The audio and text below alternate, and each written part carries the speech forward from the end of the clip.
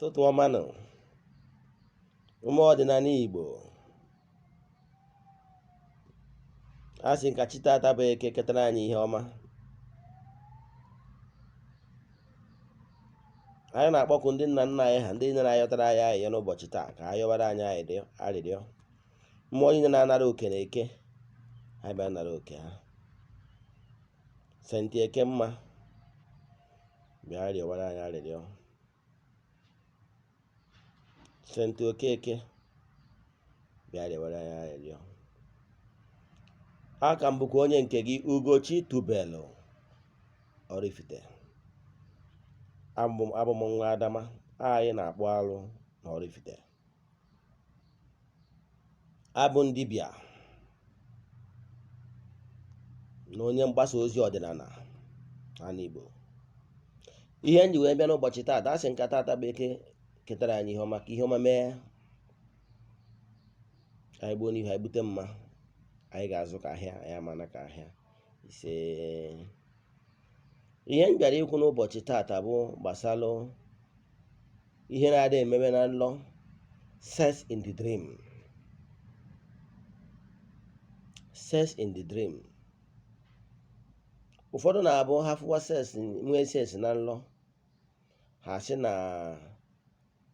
na ha bụ ndị mmiri, ma ọ bụ na ọrụ mmiri ha lụrụ agara aga, ma ọ bụ one thing or the other. Mana achọ ka nkọwara ụmụ Igbo ihe, ịmara ihe, ọtụtụ ihe ị kwesịrị ịma.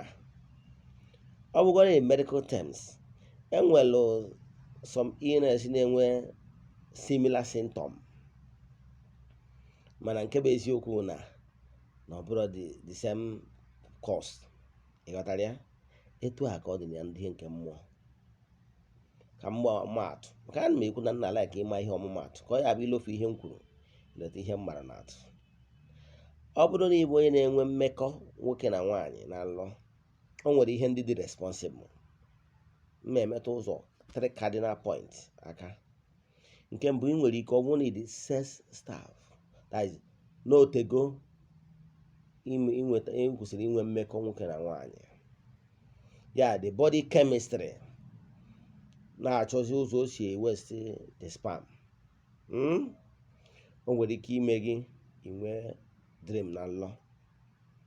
Nke abụọ nwere ike imekwa ka inwe dream na nlọ, nwere ike ọ bụrụ na ịwọchiri ụmụ vidio or have sex in mind.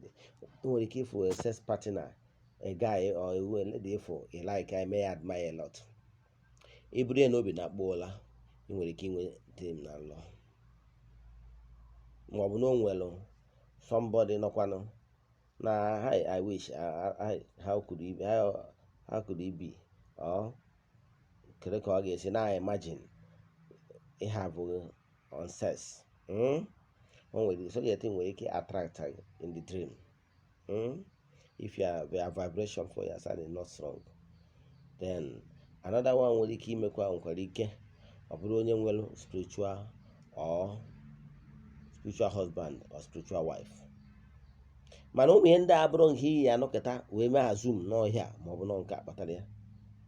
You need to consult afa. Ezigbo afa bara nnukwu uru. Ezigbo afa na-reveal so many things. Ezigbo afa ga-ekpughe ihe zoro ezo.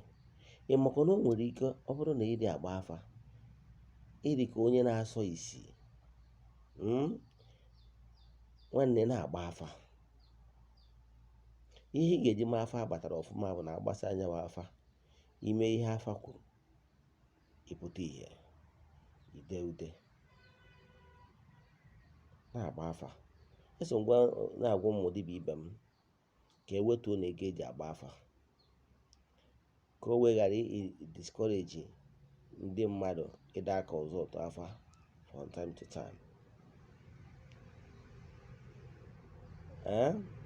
O nwere ike ọ bụrụ na ịbụ onye na-enwe ike ị na-arahụ ụra, ị na-afụ eke na nlọ, ma ọ na-afụ agwọ na nlọ, ma ọ na-afụ masquerade na nlọ, ma ọ na-afụ nkịta na nlọ. So many things. It could be na o nwere mmụọ na-achọ ka ị bịa fidie ya. It could be na o nwere mmụọ na-akpọ gị. It could be na atụrụ na arụsị, na o nwere mmụọ na-achụ gị. It could be na ndị ichie chọrọ ka ifi so many things. Mana afa we review all this.